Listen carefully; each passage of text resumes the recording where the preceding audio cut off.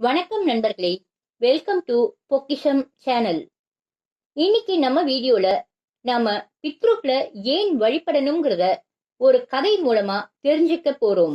இவ்வுலக வாழ்வை நீத்த நம் முன்னோர்களை தான் நாம பித்ருக்கள்னு சொல்றோம். நம் முன்னோர்கள் இறந்த அந்த குறிப்பிட்ட திதி நாள்ல அவங்களுக்கு ஒவ்வொரு வருடமும் திதி கொடுக்கிறது வழக்கம். அதே போல தை அமாவாசை, ஆடி அமாவாசை, மகாலய அமாவாசையிலும் தர்ப்பணம் கொடுக்கிறது அவங்க ஆத்மாவை சந்தோஷப்படுத்தும். மேலும் புரட்டாசி மாத தேய்பிற நாட்களை தான் நாம மகாலயபட்சம்னு அனுசரிக்கிறோம். இந்த மகாலயபட்சம் 15 நாட்கள் அனுசரிக்கப்படுது. இந்த 15 நாள்ல நம்ம முன்னோர்கள் இறந்த திதி வரும் அந்த குறிப்பிட்ட நாள்ல தர்ப்பணம் செய்யறது உகந்தது. இந்த 15 நாட்கள் முடிந்து வரும் மகாலய அமாவாசையும் பித்ருக்களை நினைவு கூர்ந்து அவங்களுக்கு செய்ய வேண்டிய தர்ப்பணம் செய்யறது வழக்கம். மகாலய பட்சம் 15 நாட்களும் பித்ருக்களுக்கான நாட்கள் அப்படிங்கறதுனால நாவின் சுவைக்கு முக்கியத்துவம் கொடுக்காம அவங்கள வழிபடுறதுக்கு முக்கியத்துவம் கொடுக்கணும். நமக்காக பல தியாகம் செய்த அவங்களுக்காக நாம வாசனை மிகுந்த மசாலா பொருட்கள், வெங்காயம், பூண்டு, முருங்கைக்காய், முள்ளங்கி போன்றவற்றை உணவுல சேர்க்க மாட்டோம். எப்படி நாம பண்டிகை நாட்கள்ல கடவுளுக்கு வைக்கிற நைவேத்தியத்துல சில உணவுப் பொருட்களை தவிர்ப்போமோ அதே போல நம் முன்னோர்களும் நமக்கு கடவுள்தான். அதனால நாம உணவு கட்டுப்பாட்டை கடைபிடிக்கிறோம். சரி, இப்ப பித்ருக்களை ஏன் வழிபடணுங்கிறத ஒரு கதை மூலமா தெரிஞ்சுக்கலாம். கிருதயுகத்துல தவம் ஒழுக்கத்துல சிறந்த மகரிஷி ஒருத்தர் இருந்தார். அவரோட மனைவிக்கு ஒரு ஆண் குழந்தை பிறந்தது. குழந்தை பிறந்த உடனே மகரிஷியோட மனைவி இறந்துட்டாங்க.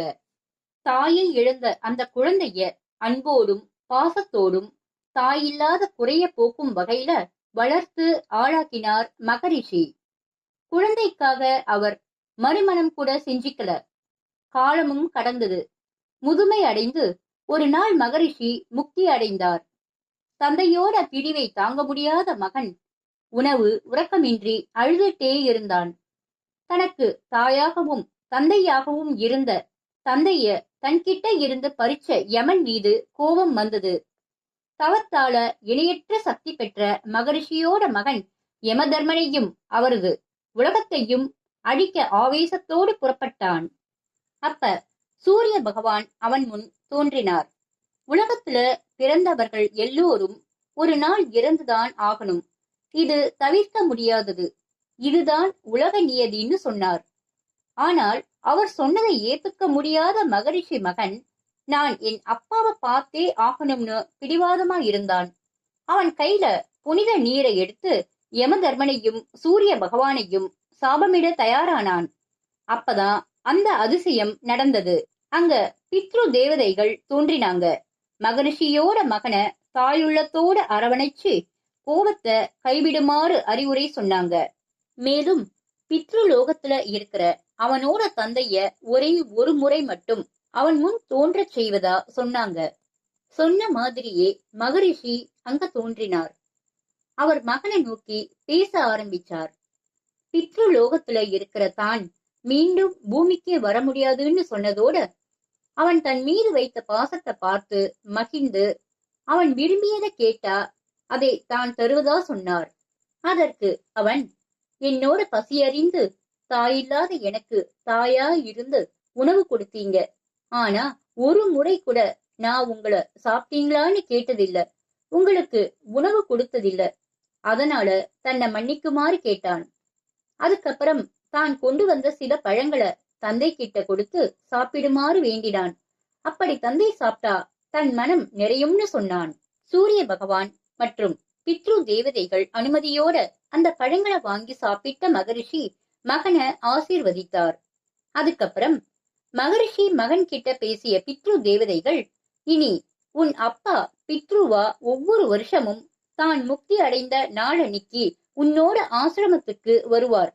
நீ கொடுக்கும் உணவை சாப்பிட்டு சந்தோஷமா பித்ருலோகம் திரும்புவார். அப்படி செய்வதால் நீயும் நடம் பெறுவாய்ன்னு வரமளிச்சுட்டு பித்ரு தேவதைகளும் சூரிய பகவானும் மறைஞ்சிட்டாங்க. இதனாலதான் நாம பித்ருக்கள் மறைந்த தினம், அமாவாசை, சூரிய சந்திர கிரகணங்கள் ஆகிய புனித நாட்கள்ல பித்ருக்களை பூஜிப்பத புனிதமானதா நினைச்சு வழிபடுறோம். மகாலய பட்சத்துல மட்டும் இல்லாம எல்லா நாட்கள்லயும் நம் பித்ருக்களை காலையில எழுந்த உடனே மனதால வணங்குறதால ஏராளமான நற்பலன்கள் கிடைக்கும். இறந்த நம்ம பித்ருக்களை வணங்குவதோட உயிரோடு இருக்கிற நம் பெற்றோர்களை, மூத்தவர்களை அன்போடவும் பாசத்தோடவும் மதித்து அரவணைச்சு அவங்க தேவைகளை பூர்த்தி செய்து அவர்கள் மனம் மகிழும்படி நாம அவங்கள பாத்துக்கிறது மூலமா அவங்களோட விலை மதிப்பில்லாத ஆசீர்வாதங்களை நாம பெற முடியும். இதனால நாமும் நல்லா இருப்போம், நம்ம சந்ததியினரும் மகிழ்ச்சியா இருப்பாங்க. இந்த வீடியோ பிடிச்சிருந்தா லைக் பண்ணுங்க, உங்க ஃப்ரெண்ட்ஸுக்கும் ஷேர் பண்ணுங்க. வீடியோ எப்படி இருக்குன்னு கமெண்ட் பண்ணுங்க. மறக்காம பொக்கிஷம் சேனலை சப்ஸ்கிரைப் பண்ணுங்க. மீண்டும் உங்களை அடுத்த வீடியோல சந்திக்கிறேன். நன்றி நண்பர்களே.